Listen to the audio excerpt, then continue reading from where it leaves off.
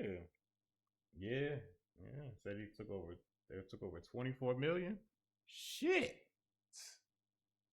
If you got that much money, you could afford some real security. That shit was wild as fuck, man. Say Quan on the beat.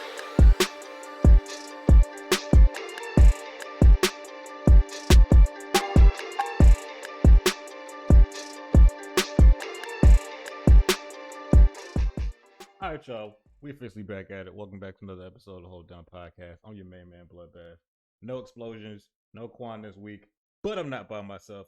Off camera, I'm joined by the homie Shaq. You know what I'm saying? Say what's up. What's good with you, Philadelphia representative? You already know.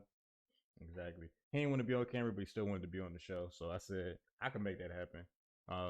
As you already noticed, no Quan, no problems, but the show's still gonna move. We'll probably move a whole lot faster because nobody's adding unnecessary banter or explosions or things we didn't ask about. So if this is your first time tuning into Hold Down Pod, this is all about hip hop and battle rap culture as a whole. Occasionally we get into some foolishness, but it's broken up into a couple segments.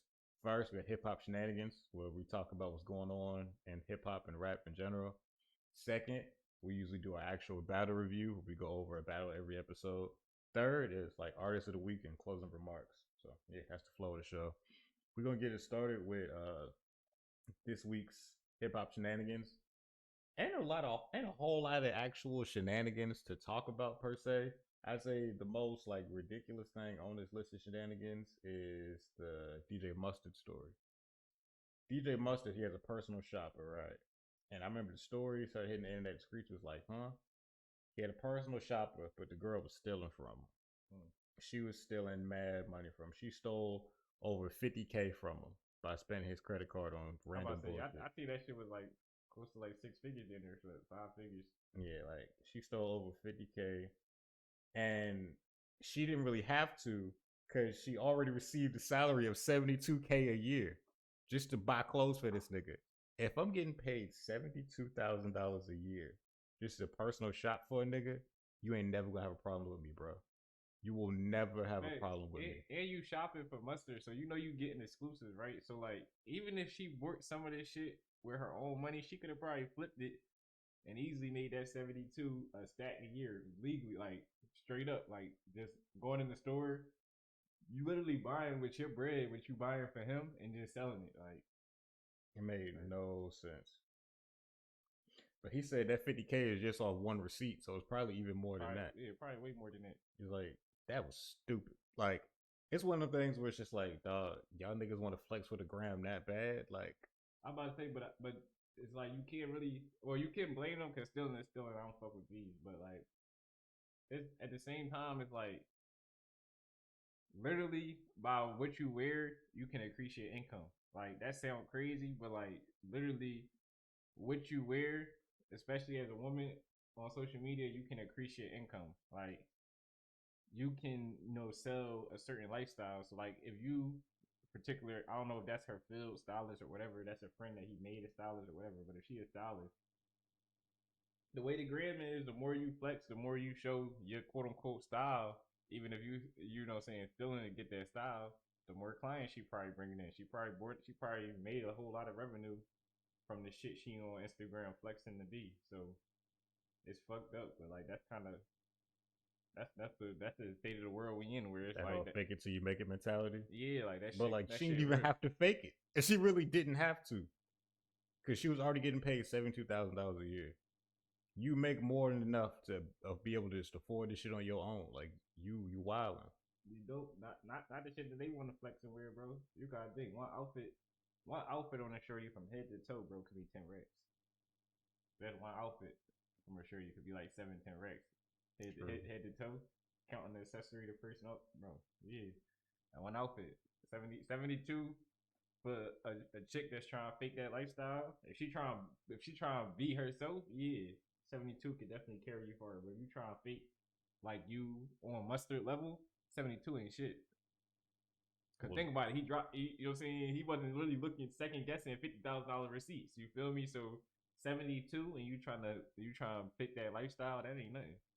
Maybe I just don't understand that mindset of I need people to think I'm something I'm not, because like I've never understood that, because it's like if you work for DJ Mustard, niggas don't expect you to make the same amount of money as him, so they ain't really tripping if you only make 70. 72 is way more than the median, like the average income of a regular person. So it's what you expect though. Like some people be around. Some people they think that they should look like Mustard because they around Mustard. I get that. You feel me? Like so, they like some people not here going in that store like, oh, that's a job. That's a job. Like they going in the store like, damn, how he can get this, but I can't get this. You know what I'm saying? Like some people mindset really wired differently, bro. Like, cause I look at that shit and be like, whatever I was making between from him, the connections I made from him, like you're really getting put on, and like yeah, it's really a blessing, and you fucked it up because you wanted to flex for the gram. But like that's how you know, like niggas got different mindsets. Everybody think different because like, I really can't wrap my mind around you paying me $72,000 a year just to be a personal shopper and buy the stuff you told me to buy. And then they probably hang out every now and again. Like he probably, like you said, gave her some connections, and she had to fuck it up. Had to fuck it up. I don't understand the mindset, so I can't really speak on it. I just was like, yo, this makes no sense. Like, yeah, I don't understand it, but I see so many people faking, try like you said, fake it to make it or fake it till they get caught. but it's like, like that's like it's literally the opposite of chasing the bag. Cause like you're ruining the bag that was you had the bag. Cause if she would have stayed down, she probably could have got some kind of brand deal or something with somebody. They're like, oh, we see you with Mustard. Oh, yeah, Mustard's personal shopper. You know, she was probably getting money from other places as well. Thanks. So we only know about her $72,000 salary. She knows she's getting money from other places as well, but like now she done fucked her name up. Thanks. Fucked her whole name up over the ground. Ain't nobody gonna be trying to hire her name. No, like. Which I never never got to worry about a nigga like me doing some dumb shit like that. Like, if you pay me $72,000 a year to be your personal shopper, I will give you every receipt. Like, you ain't got to worry about no problems with me. I promise you. Hire me, Mustard. Shit, hire us, Mustard, bro. Hey, that's easy money. Easy.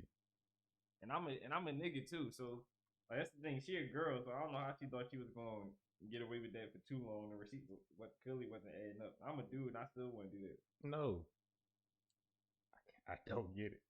So yeah, that was the most ridiculous thing news wise that I saw. But it kind of also like I look at not Mustard differently, but I just be looking at celebrities like, bro. No matter how much money I'm coming in, bro, you can't get over on me on a rack, bro. I feel like you can't get over me on a rack, bro. I feel like let alone that much for however long. Mm-hmm. I feel like I'm catching it the first time. Like you could say, bro, you don't got enough money to understand, but I'm catching that shit the first time, bro. Like, yo, who these Fenty underwear for? I catching that shit the first time, bro. But then he also, I think, Mustard got a girl too, so he probably just assumed the stuff was also for his girl as well. So he's just like, all right, whatever, that's probably my girl stuff over there. I ain't tripping.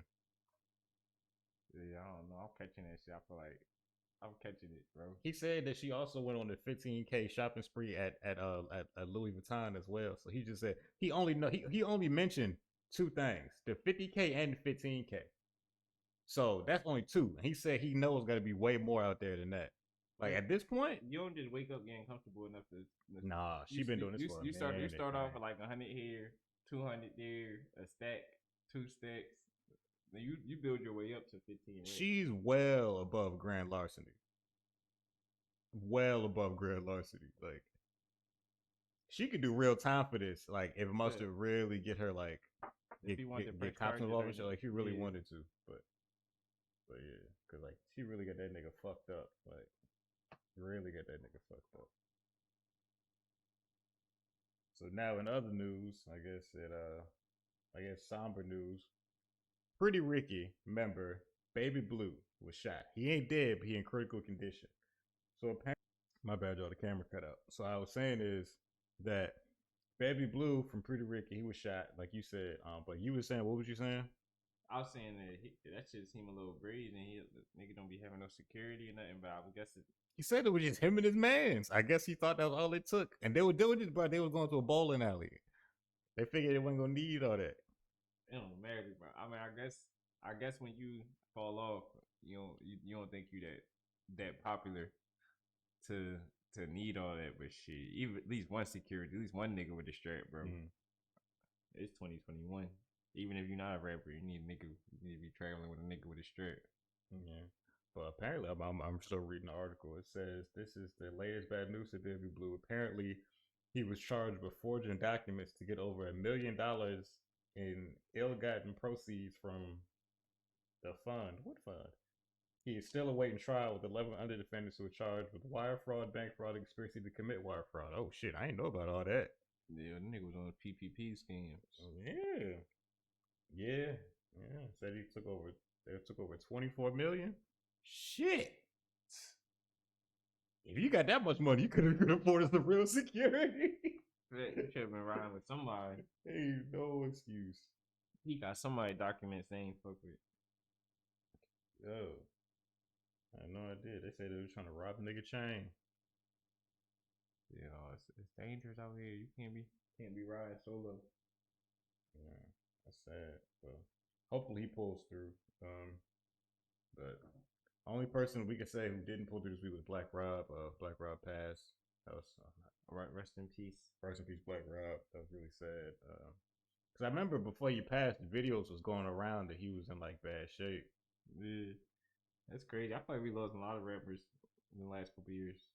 Yeah, like it's been a lot of niggas. Yeah, it's really interesting. Like I saw somebody make a statement that was just like, it's really sad that like hip hop as an art form is so young, but the fact that so many of the people like in it don't really get to see an old age is like really sad. Like other music forms, niggas could live to the old, but like hip hop was the only one where niggas just can't die of natural causes. Like you know what I'm saying? It's very rare.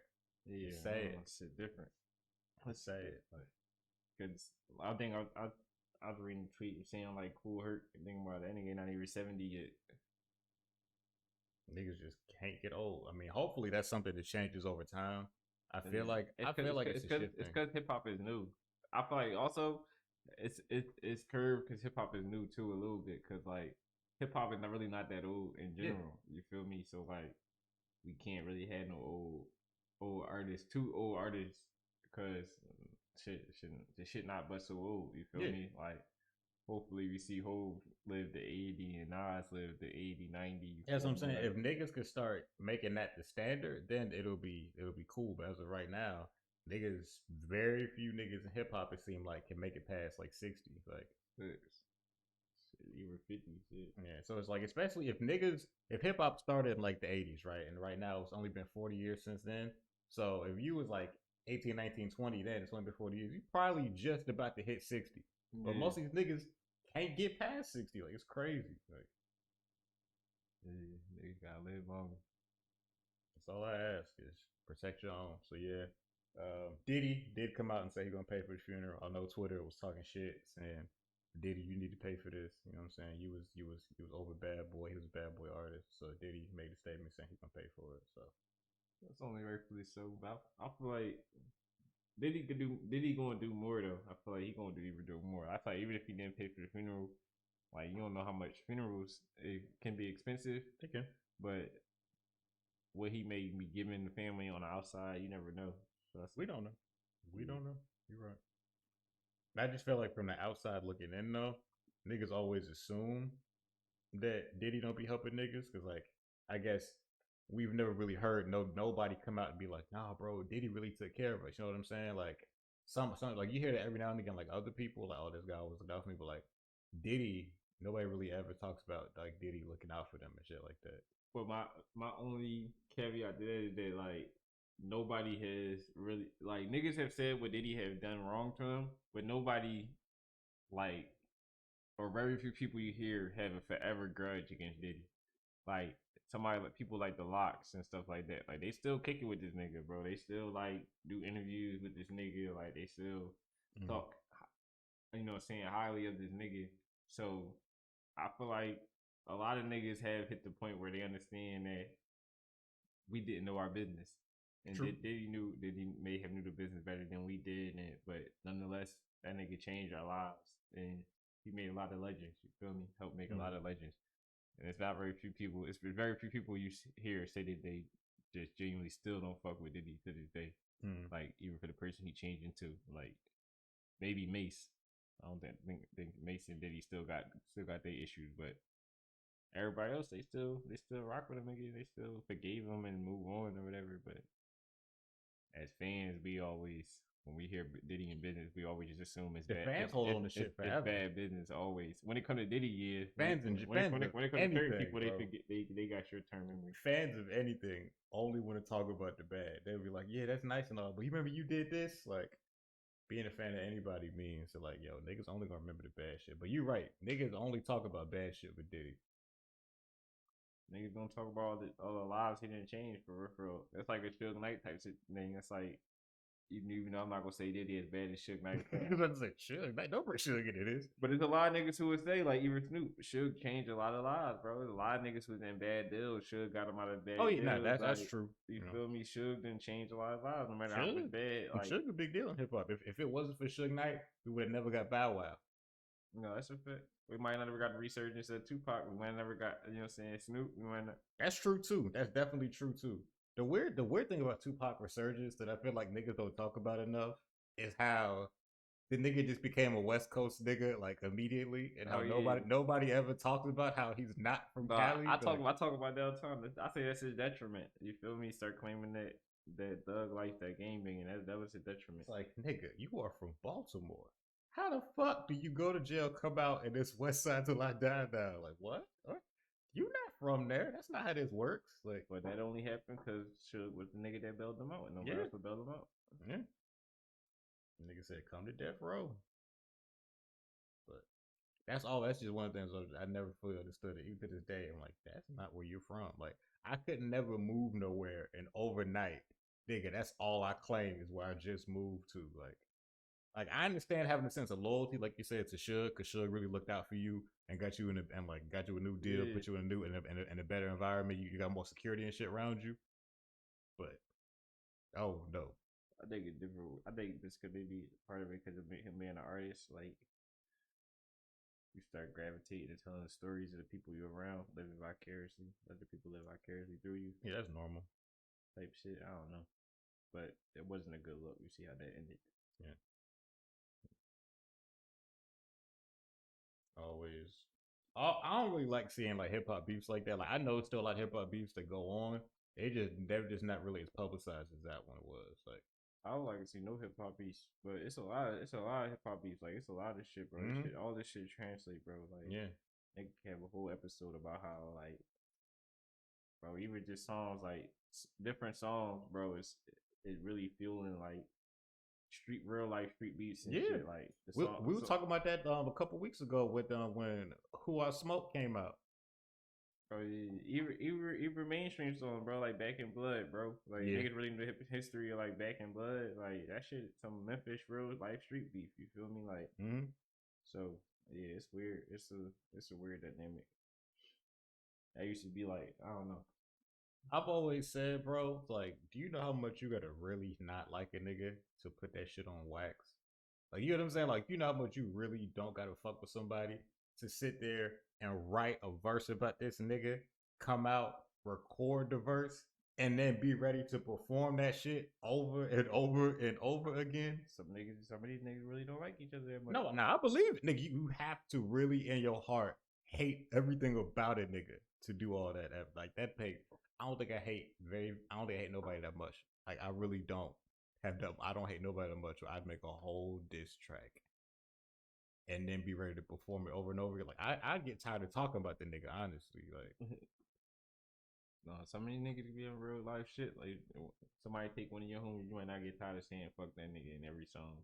Well, yeah, I'm about to tell me because these niggas not making ether tracks. Don't get it twisted. These niggas not making like sophisticated diss tracks. You feel me? Like these niggas talk about smoking their dead homies in packs and shit. Those songs is different. I don't count those as diss tracks. I count those different. Did nobody really making diss tracks? Like everybody saying like subtle, obsolete. Like you got to know what's going on to connect the dots type shit. But they like saying everybody smoking each other and shit. You feel me? Nah, those is above diss tracks. I feel like I don't even know what you call those. I really don't know what you call those, but like it's worse than a diss track. Well, that's what's out here now. Yeah, it's a lot of those out here now, definitely. And I remember when I first, you've heard Who I Smoke, right? Just to be sure. You are smoke. No, the song "Who I Smoke." It's like By who? by a nigga named Stunner Benz. It's like all the niggas on the golf course. Dog, bro, you laid, man. I don't do that. Send it to me after, John. I'll watch it. So the song, it sounds way too good to be a song about niggas he can kill. Like that's the problem. The song is way too fun to be about niggas they didn't kill. Like that's the biggest issue. But that's like a Florida killing nigga anthem right now. So it was like I didn't even know the full history of the beef of how the niggas who been fighting each other. I looked it up afterwards. I needed to know because the niggas literally naming names as the chorus of the song. The niggas he didn't kill. I was like, oh y'all niggas taking this shit to it. Like it's they're not subtle. You know, you mentioned like niggas like subtle jabs about oh this nigga over with like recipe shit like that. The chorus of the song is niggas they killed. I was like, oh these niggas is crazy. Like these niggas is wild. So yeah, I'm not really for that shit. Like it's barely entertaining to me. I just don't like when the songs are good. It's like if you're gonna talk shit, have it be a whack song in there so it don't get that publicized. But then when the song is good, it's like shit. Now people jamming to a song about dead niggas. Like that's kind of fucked up. That's kind of fucked up in my opinion. Yeah, it's a lot of songs like that though. Like Back in Blood is a prime example, bro. After this, go look at the history of Back in Blood, bro. I didn't think Back in Blood was gonna be a hit. I remember when it came out, it was a single. It was doing good, but I didn't realize that was like a hit. And the niggas, I don't want to mention no names, but the niggas who they not fucking with, bro. Them niggas released like a Back in Blood remix, where they kept dropping this joint. This joint kept getting flagged and taken down, but they dropped like a remix. And nigga got, I ain't gonna say he got shot behind the record, but like nigga involved got shot from them beefing. You feel me? I ain't gonna say just the record. Yeah, but like like shit deep. And same with the Dirk and Vine track that play on the radio, and they be like smoking Tuka. You feel me? Like niggas is jamming to shit down there. We know what they be jamming to. You feel me? Not to say some niggas do know and don't be giving a fuck. You feel me? Like, but I'm just saying. I say all the time, bro. I couldn't imagine being a nigga from 63rd. I couldn't imagine that. Yeah, like shit like that. Like that shit weird. Niggas, only niggas in Chicago really understand. But like the rest of the country, niggas like us, like, oh, this is my shit. Like nigga, y'all not supposed to be excited about these songs. Like they talk so much shit about 63rd. Like I couldn't say fuck 63rd. I can't because I don't know these niggas. I'm really talking shit like that. I promise the 63rd Street. And I fuck with, you know what I'm saying, niggas over there. We don't got no beef with nobody from 63rd. So I wouldn't say fuck 63rd. You feel me? So I think definitely it's weird when people just be like, or like people just be like fuck 63rd. Like you're not from, bro. You know niggas from 63rd like that. You don't. I would never in my life just run around saying fuck 63rd. They definitely gave niggas real hate for the block 63rd. Yeah, like they made that hate global. You can tell somebody you're not from Chicago, you're from 63rd. They gonna go, you from 63rd? They gonna look at you like you the scum of the earth. like you one of they ops or some shit. That shit crazy.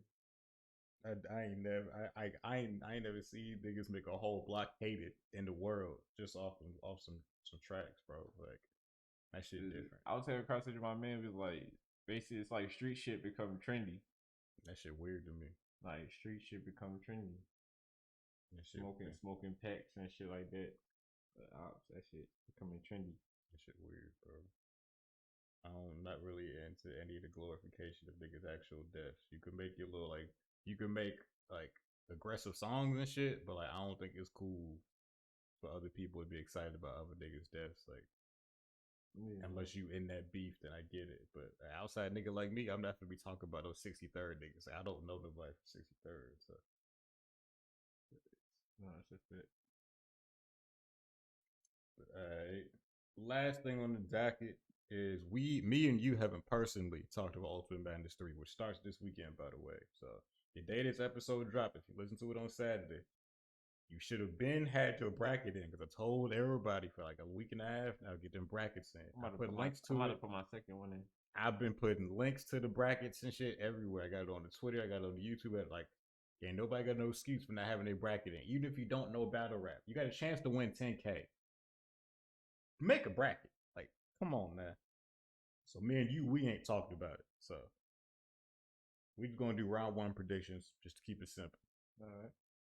Cortez and official. I got official 3-0. I do too. We doing rounds. Yeah, you want to? I got official with 3-0 as well. That's a quick 30 for her. I'm gonna say. Let me tell you. I would say official 2-1. I think Cortez can edge one. He's at the first round. All right, that's nice for you. We got Twerk versus KCJ. I got Twerk 3-0.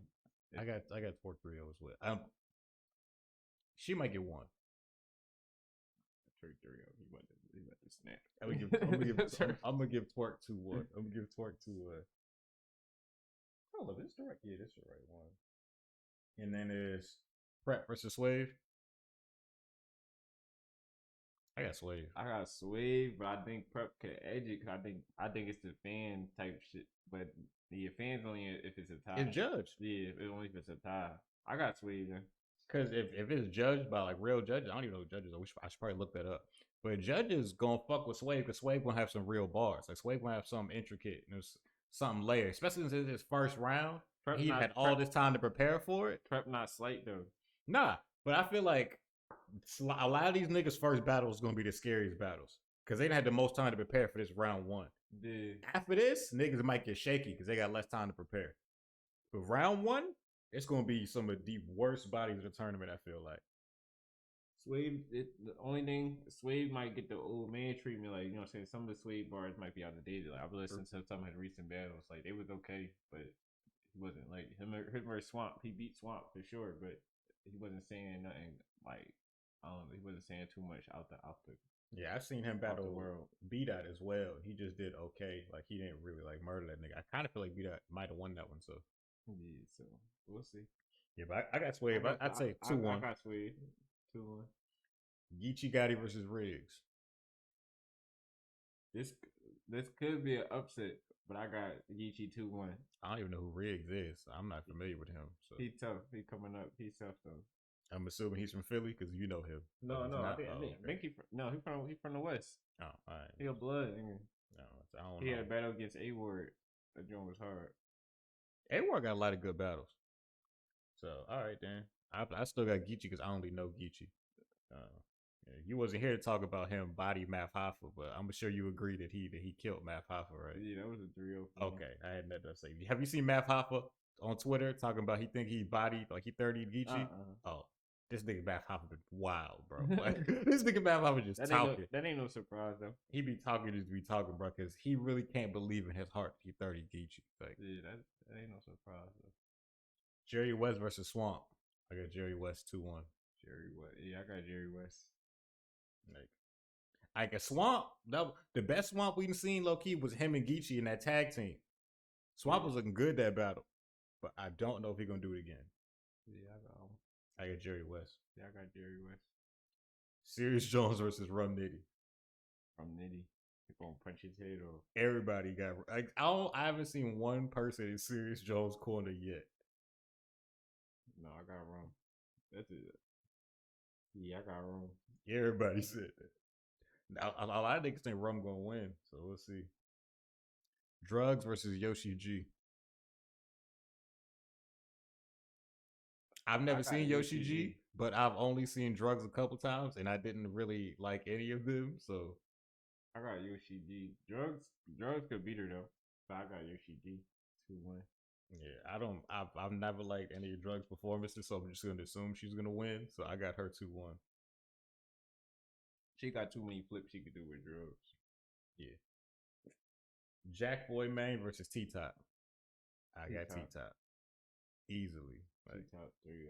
Especially since it's the first round, T-Top gonna be ready. T-Top gonna be ready. Now later on, I don't know, because T-Top one of the niggas who like to write in advance and practice and prepare. I don't know how he gonna do in 2 weeks notice for every battle. But since they had a lot of time to prepare for this first battle, like I said, niggas gonna be getting bodied in this first round. Like, I got Top. I was trying to think of any way that Top might slip, but no, I got Top for sure. I think you said he got too much time to prepare for this first round. 100K on the line. Top not going out in the first round. And he probably gonna have some moot bars in there too. He might even like talk about how Mook tried to fuck up his last battle. So it's his first battle since he got a lot of shit to talk about. Yeah. He got a lot of shit to talk about. And he probably gonna just let Jack Boy Maine have it. Jack Boy Maine just gonna be there. Like, I kind of feel bad for you, Jack Boy.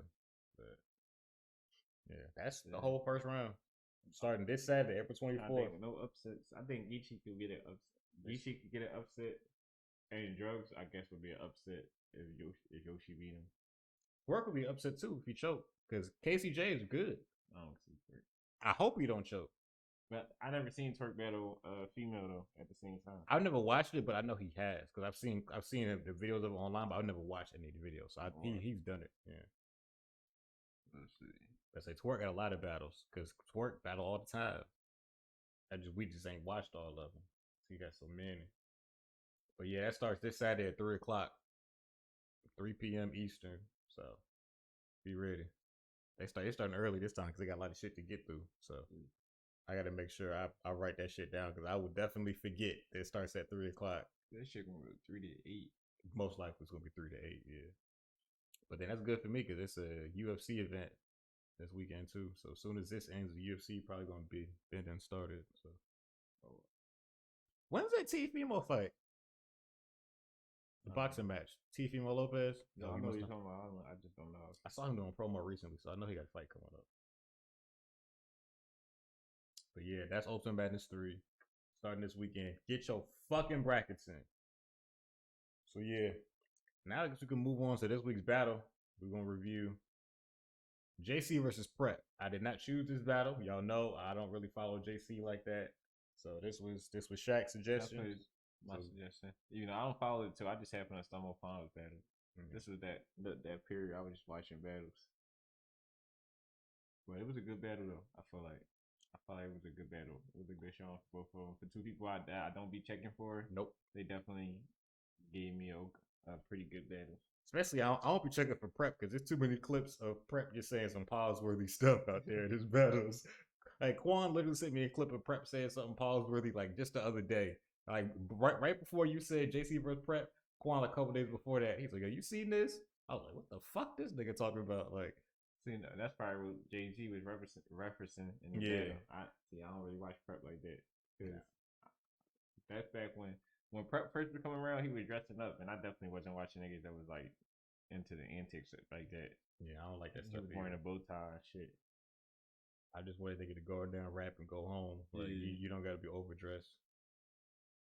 Unless it's part of your scheme. Like, you know what I'm saying? Like it's for, like when niggas put on, like, the DNA, like, the scientist jacket and shit like that. Like, shit. But, yeah, that's a little better. I ain't even like that. It's got to fit. So, yeah. This was from last year. This was Born Legacy 9. Kind of like a small room battle, so it wasn't too much foolishness going on. Wasn't no crowd antics, but the small crowd they had was really fucking with them though. Like the small crowd of niggas, they was really fucking with them. I saw Ike P in the background. Oh yeah. I was trying to think who else battled. I ain't see Slave back there. I saw Ryder back there. I think Bill Collector and Yoshi G battled the same card. That's why Bill was there. Yeah, Bill was there.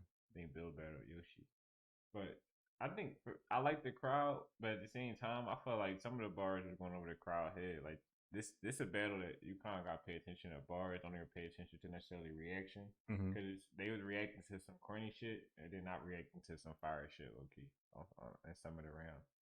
But this was probably the best Prep I've ever seen. Yeah, I would have to say that. I know I'm biased, but I would definitely have to say that. Like I don't really follow Prep too much, but this was definitely a good Prep battle. Like. That nigga was trying to earn his respect. Like, every round, nigga was just like, all right, bro. Like, y'all not finna just try me. So, he definitely had some good shit. So, I'd say JC, all 3 rounds, was just about the solid punches, which is kind of what JC does. 3 rounds of good punches. Like, he set up a slight scheme here and there, but it was just punches. So, in the first, I got JC had a good round. I really have nothing too specific to write down from him. But then Prep's first round, I wrote down that he had a really nice line about the book in the attic on the intake. Oh yeah, that shit was crazy. Yeah, that shit was crazy. I fuck with that whole the first and with Prep. I like the whole scheme when scheme or angle, I don't, however you want to look at it, but the whole scheme of like this JC gave us this JC, you know what I'm saying? I fuck with that whole like and he was like JC can't even remove a crip. That was a hard ass line. I like that whole little JC scheme. Like I felt like that was really hard. Like in the first round, cause I feel like he gave us angle schemes and punches for real. Like I feel like he gave us all three. In that first round towards JC, I feel like he really came with it. Yeah, he had a really good first. I feel like JC came out in the second. I feel like he took his foot off the gas only a little bit in the second. Like his second was his weakest round. Yeah, what's that? But then Prep came in, had another great round, just like his first. Honestly, just as good as his first. I ain't got nothing too remarkable to say about the second, but it was good. Nothing like nothing crazy. He went crazy. He went crazy in the second. I think second part of his weekend round really like his third, but the second he had some dope bars. That the second was the crowd threw me off more than anything. Cause on second rewatch, so I watched it before, but on rewatch I was catching some things that the crowd necessarily wasn't catching, or that the crowd was overreacting for, and it was like that he really wasn't saying. Mm-hmm. Oh yeah. But at JC's third, that Brandon Roy Trailblazer line, I was like, oh, that's crazy. like I was like, oh shit. They both went crazy in the third to me. Oh yeah, the third is where niggas was like, yo, I'm gonna put it all in this third. Like the thirds was crazy from both sides. I feel like overall this was a really good battle. I didn't expect it to be. Like I said, two niggas I really don't fuck with like that. Well, I ain't got no beef with JC. I just don't be getting the hype of JC all the time. Yeah. Like, I feel that's more what it is. Like, I feel like when JC does good, it's really good. But then a lot of times I just be like, all right, that was cool. But the way other niggas talk about JC, I'd be like, I just don't see it. Like for me, like JC when he battled mid tier or low tier niggas, he always kill it. But anytime I see him battle a top tier nigga, he get washed. Like I seen Twerk kill this nigga, bro. Like kill this nigga. So that's my only thing with JC. So it'd be like I don't be knowing necessarily is it the bars or does it be the competition? Cause like you think he plays down those competition, or like he can't match with certain competition, or yeah, it's like he can't match a certain competition. Like when he battled these mid tier, low tier niggas, he snapped. Like the battle last week with None, he went that ham. That was a good battle. This prep he went ham. Like a lot of battles when he battled these mid tier niggas, he go ham, but then he get to top tier or right below a top tier, actual name, and he get bodied. Yeah, it's weird, bro. Yeah, it's really weird. Prep done choked a lot of battles. I don't really just like I said, I wasn't really with the antics back then, and since then I haven't really heard much from Prep. So that's just why I just haven't been hip to him. But they got bars. They both like I never say JC necessarily don't have bars. You feel me? Yeah, I've never been like, oh, this nigga's ass or he can't rap. I ain't never tried a nigga like that. Yeah. I just have never understood why he's so hyped and why niggas be like, oh, he got to battle Lux. I was like, I've never understood any of that shit. I was like, he good, but he don't. Prep had a dope line too about the Lux situation. The deluxe line. That shit was hard. Oh, the deluxe and small fries. Yeah, that was crazy. He went from deluxe to small fry. Yeah, that joint was hard. It was also weird how like aware of his position Prep was. Prep knew that he ain't nowhere near a top tier nigga. Like he was like, in the first he was kind of talking about. In the first he was just like, yo, like you really ain't even got. He like, you really got no reason to be battling me. Like I'm really not helping your stock. Like you really, you like he's like kind of like, you doing me a favor just by battling me kind of shit. Like, he was like, you asked for Mook, nigga, you got me. He like, he basically that's the whole angle he was going with. Basically saying like, nigga, you always fuck up. Like you supposed to battle these top tier niggas. You always fuck up. It's like, yeah, I didn't expect him to admit that he's nowhere near a top tier nigga like that. You know what I'm saying? Like usually niggas be always talking about how good they is, but this nigga was very self aware. Keeping it real. Yeah. That was something I appreciated. So, did you have any certain bars you wanted to go over, or no, you good? Because I know sometimes you write down bars. No, I ain't get to write down none. That deluxe bar, like I was saying, that whole JC scheme was the two that I really fuck with from. JC had a few. I ain't gonna lie, I couldn't write down all. JC definitely had a few. But when we get into the score, I'll explain how I think just All right, cool. that prep bars hit more. But JC has some more intricate bars for sure, in my opinion. All right, so we can go over scores. Crowd control. I gave JC a 4, and I gave Prep a 4. I kind of feel like I could have gave them both 5s when I think about it, but it's like it's hard to judge a small room crowd. You know what I'm saying? Yeah. I feel like that makes it tricky. But both of them, I feel like had good crowd reactions. But I kind of feel like in the third, Prep was getting more crowd reactions than JC. So I'm leaning towards maybe making it a 5, but I already wrote down 4 for both of these niggas. So I think I'm gonna stick with the 4s for both. But it's debatable to me. It could go either way. Like if you told me you gave them both 5s, I was like, all right, I can see that too. Like that's not a stretch. So, but I gave them both 4s for crowd control. What about you? I'm biased because I was stuck because I feel like I'm swayed by Prep's people. You feel me? Because Prep definitely had people. You feel me? And Prep had Bill Collector. You know what I'm saying? So I feel swayed. One of Prep's niggas said something I've never heard a nigga say it about him before. One of Prep's niggas yelled, "You're losing." I was like, whoa. I never heard a nigga. Bro, one nigga dapped him up before the third was like, bro, I know what you capable of. We keep going. They like gave him a whole little motivational prep job. I saw that shit too. So that nigga was in the orange. Yeah. When that nigga yelled, "You're losing," even JC was like, "Whoa, bro, hold on, you wild." I was like, I've never heard a nigga yell, "You're losing" to a nigga he's not battling. You're in the crowd. You can't yell, "You're losing." I was like, damn.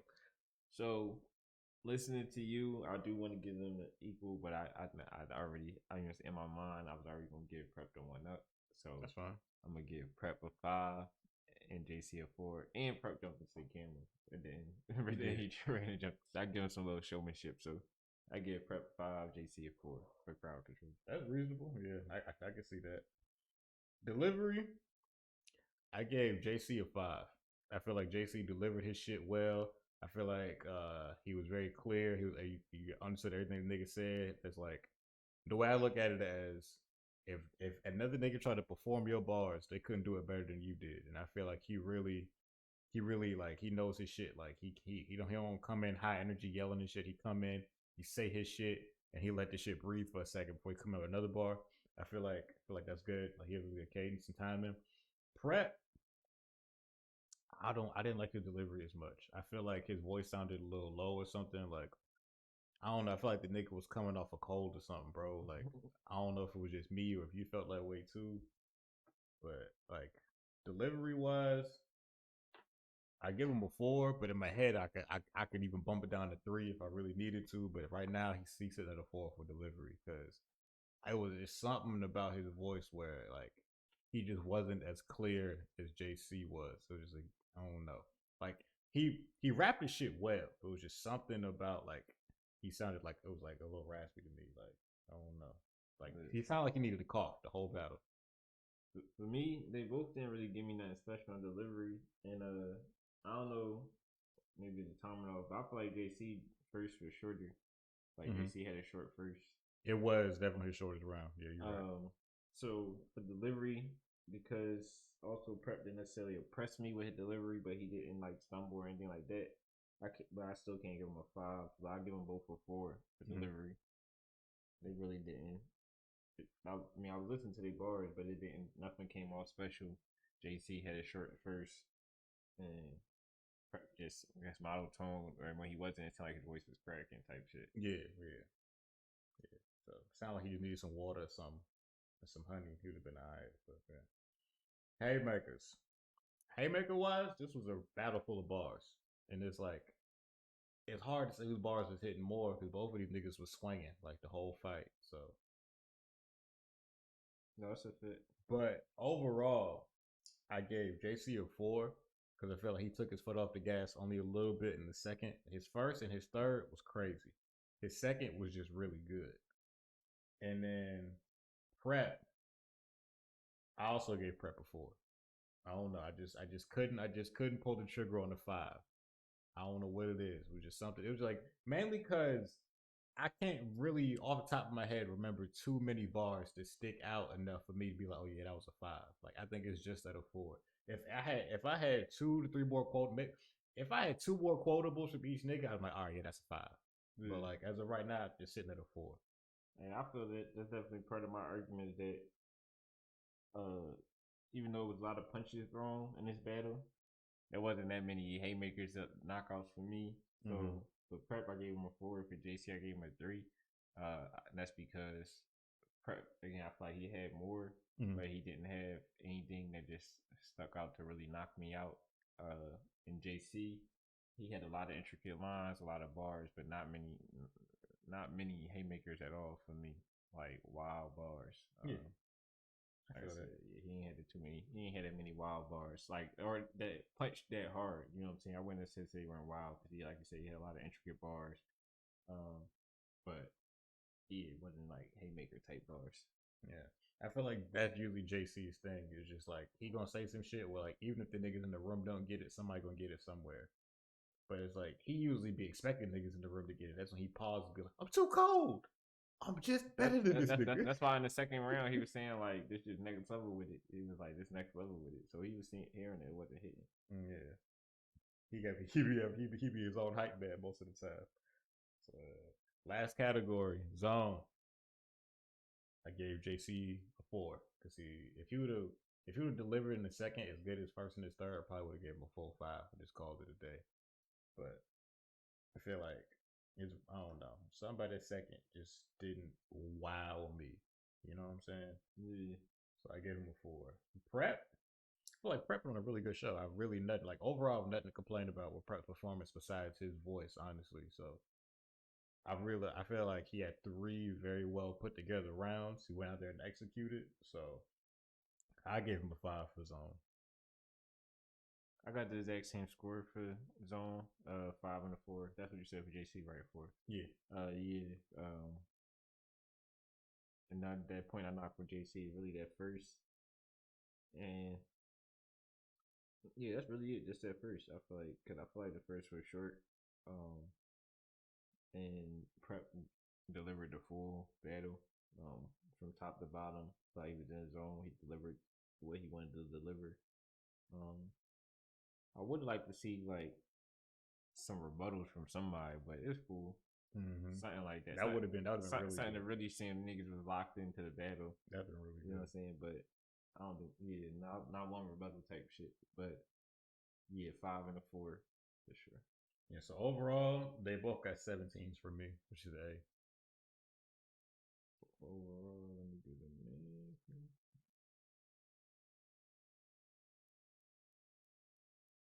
Prep got an 18 and JC got a 15. It's a B. So Prep is the winner in my total.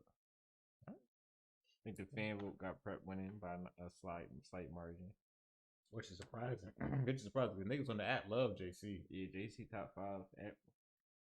Niggas on the app love JC. I don't be getting it, bro. It's like I really be feeling like we the only niggas who don't understand JC's greatness. And it's like sometimes that's fine. Like if I'm JC, I wouldn't give a fuck. Yeah. You know what I'm saying? Like, look, bro. Enough niggas like him to where it don't matter if I don't like him. So but alright, yeah. Next up, artist of the week. You got an artist of the week or you want me to go first? You can go first. Alright, my artist of the week, yo. I've been really all over the place. But now, like, I was back listening to rap again this week, so that's really important. Last week, I was off rap for a minute because I had to watch that 8-hour long event, so I really needed to break from rap. So this week, I'm back on rap, and I've been doing something a little different. All right, I don't know if you're familiar with these Zach Fox remixes, of where he'll do a mashup of a rap song and a 90s slow jam. Bro. Everybody out there, go on SoundCloud, look up Zach Fox. What he call these shits? Real Nigga Quiet Storm Volume 1 and 2. Go crazy. He got a remix of he got a remix of Nugget P Buck. He got a remix of Soulja Boy She Got a Boat with Rock the She Got a Dunk is mixed with Rock the Boat that Liz saw. It's like he got a whole bunch of random mashups that you wouldn't think sound good until you hear it, bro. Like I'm gonna play you some after the show. So they low-key been blowing up because of the one he did for KK's The Race. But he mixed it with Making It Last Forever. So it's called the Forever Race. And I've been seeing that one on social media lately. So niggas know about that one. But I don't think they know about the rest of them. He got all of them. It's just like, why does this work so well? Word. I really been fucking with those lately. That's I guess Zach Fox remixes is my artist of the week. That's what I've been listening to the most. So. Yeah, I can't not even do no shameless plug, but I really just been listening to our shit, Junior Black Music Group. My man's King, he just dropped a single In Your City, and then my man Slim, aka Will Lowry, just dropped a single called UGK, Get Your Roll On. So yeah, I ain't gonna lie, yeah, the past week I really just been listening to our shit, like shit that we about to release, shit that just came out type shit. That's what's up. That's what's up. Yeah, I'm definitely gonna make sure you send me their socials and shit so I could put them on the video. So for sure. Niggas can get a chance to look it up. I'll put the links in the description if you got links to them or when you get links to them. For sure, I'll go back and add them. But yeah, it's always cool to support artists, especially niggas I know. So, but yeah, I think overall, there's nothing else to mention. I think that's gonna do it for this week's episode of Hold It Down Pod. Appreciate y'all for having me. Of course. You know what I'm saying? I'm always glad to have somebody else to talk to. We're gonna have a lot to talk about in the coming weeks, especially Ultimate Madness. You know, I'll be tuned in. Oh yeah, Ultimate Madness is like we're probably gonna have to record like I don't know. We'll have a good schedule because it's like it's still every other week, so niggas gonna have time to like catch up in between. Yeah. Nah, we gonna talk about Ultimate Madness because it's gonna be a lot, bro. After Ultimate Madness, I'm telling y'all right now, we're probably going on end season 2. Probably going to break for a minute because I need a break from rap. I need a break.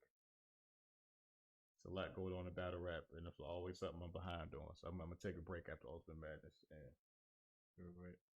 But yeah, did you want them to find you or now you good? Look, you got social, you want to plug it, now you good. You can follow me on the gram, JBM Shaq. That's Shaq, SHAQ, JBM. All right, y'all already know where to find me. All my socials the same at High Tower Power 1. If you decide to follow Quan, I'll let you know his too. I don't know why you want to follow that fuck nigga, but if you wanted to follow him, his socials is at SAYQUAND. You know what I'm saying? I'm gonna put the link to his beat stars in the video like I always do, just in case a nigga want to buy a beat or two. He do make good beats. I ain't gonna talk no shit about that, but yep, that's gonna do it for this week's episode of Hold It Down Pod. So like I usually say, remember to tell a friend to tell a friend and tell a bitch to tell a hoe, and remember, stop and hold it down.